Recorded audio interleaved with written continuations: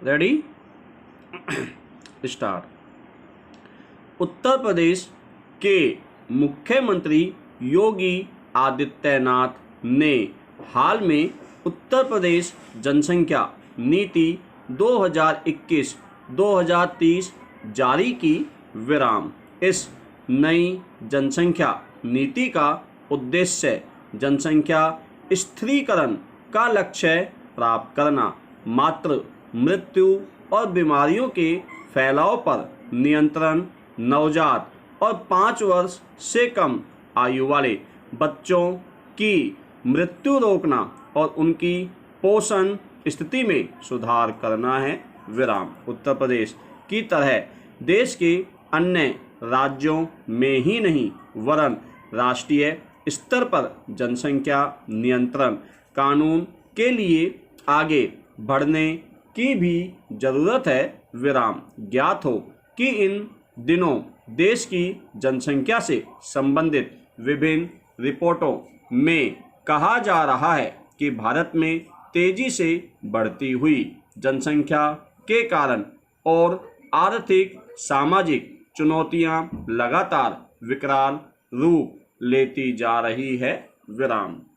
ऐसी स्थिति में भारत में जहां एक और जनसंख्या विस्फोट को रोकना जरूरी है, वहीं दूसरी ओर जनसंख्या में कमी से भी बचना होगा। विराम। इसी परिप्रेक्ष्य में जहां देश में कुछ राज्य 2 बच्चों की जनसंख्या नीति के लिए आगे बढ़ रहे हैं, वहीं राष्ट्रीय स्तर पर सुप्रीम कोर्ट से भी जनसंख्या नियंत्रण कानून की मांग की जा रही है। विराम। सुप्रीम कोर्ट में जनसंख्या नियंत्रण कानून की मांग करने वाले याचिकाकर्ता अश्वनी कुमार उपाध्याय ने कहा है कि देश में उपलब्ध प्राकृतिक संसाधन, कृषि भूमि, पेयजल और अन्य मूलभूत जरूरतों की उपलब्धता की तुलना में जनसंख्या लगातार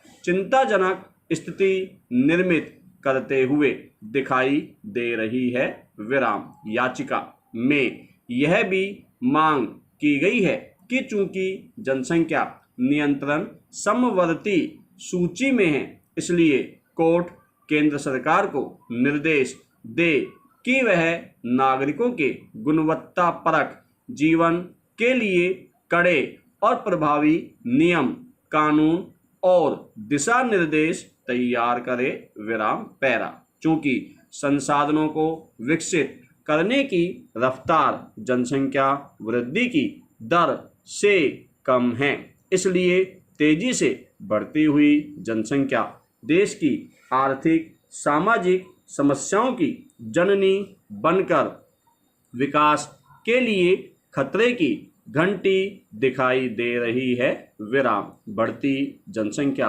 के कारण देश गरीबी, स्वास्थ्य, शिक्षा, कौशल और सार्वजनिक सेवाओं की कारगर प्राप्ति जैसे मापदंडों पर बहुत पीछे नजर आ रहा है। विराम। संयुक्त राष्ट्र विकास कार्यक्रम द्वारा राष्ट्रीय स्वास्थ्य, शिक्षा और जीवन स्तर के मुद्दों पर प्रकाशित मानव विकास सूचकांक 2020 में 189 देशों की सूची में भारत 13वें पायदान पर है। विराम। वैश्विक भूख सूचकांक 2020 में 107 देशों की सूची में भारत 94वें स्थान पर है। विराम। विश्व बैंक द्वारा तैयार 174 देशों के वार्षिक मानव पूंजी सूचकांक 2020 में भारत का 116वां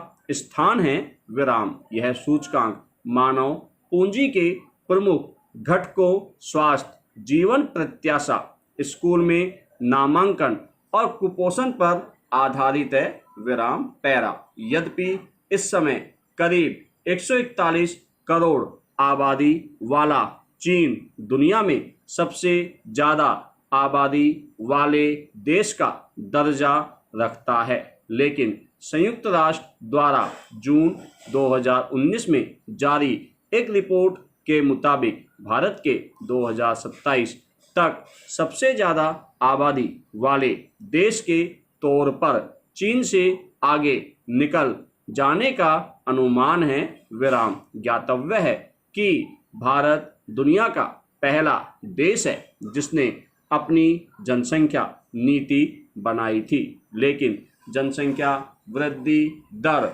आशा के अनुरूप नियंत्रित नहीं हो पाई। विराम। एक आकलन के मुताबिक 2020 में भारत की जनसंख्या करीब 138 करोड़ पर पहुंच गई थी। विराम। दुनिया की कुल जनसंख्या में भारत की हिस्सेदारी लगभग 17.5% है, जबकि पृथ्वी के धरातल का मात्र 2.4% हिस्सा ही भारत के पास है। विराम। पैरा।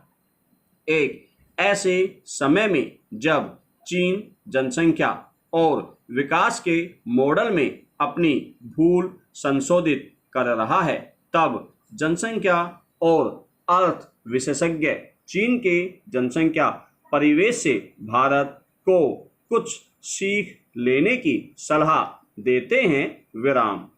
उनका मत है कि भारत में जहां एक और जनसंख्या विस्फोट को रोकना जरूरी है, वहीं जनसंख्या में ऐसी कमी से भी बचना होगा कि भविष्य में विकास की प्रक्रिया और संसाधनों का दोहन मुश्किल न होने पाए। विराम। मौजूदा परिवेश में यह जरूरी है कि हम दो हमारे दो की नीति को दृढ़तापूर्वक अपनाया जाए। विराम। इससे जहां भविष्य में श्रम बल चिंताओं से दूर रहकर विकास की डगर पर लगातार आगे बढ़ा जा सकेगा, वहीं तेजी से बढ़ती जनसंख्या से निर्मित हो रही गरीबी, बेरोजगारी, कुपोषण, शहरीकरण, मलिन बस्ती फैलाव जैसे कई चुनौतियों को नियंत्रित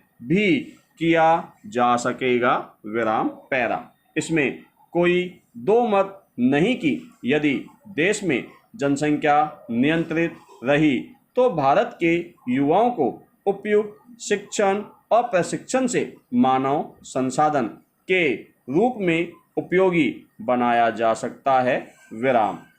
भारत की जनसंख्या में करीब 50% से ज़्यादा उन लोगों का है जिनकी उम्र 25 साल से कम है। विराम।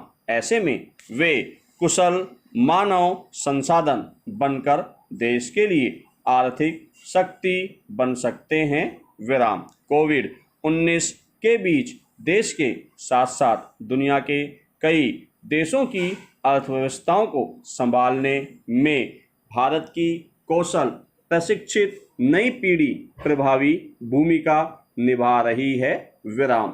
वर्क फ्रॉम होम की प्रवृत्ति को व्यापक तौर पर स्वीकार्यता से आउटसोर्सिंग को बढ़ावा मिला है। विराम। कोरोना की चुनौतियों के बीच भारत के आईटी सेक्टर द्वारा समय पर दी गई गुणवत्तापूर्ण सेवाओं से वैश्विक उद्योग कारोबार इकाइयों का भारत की आईटी कंपनियों पर भरोसा बढ़ा है। विराम। पैरा। हम उम्मीद करें कि उत्तर प्रदेश सरकार द्वारा प्रस्तावित जनसंख्या नीति और असम द्वारा तैयार की जा रही 2 बच्चों की जनसंख्या नीति की तरह देश के अन्य प्रदेश भी आर्थिक और बुनियादी संसाधनों की चुनौतियों के बीच उपयुक्त जनसंख्या वृद्धि दर के लिए 2 बच्चों की नीति तैयार करने के लिए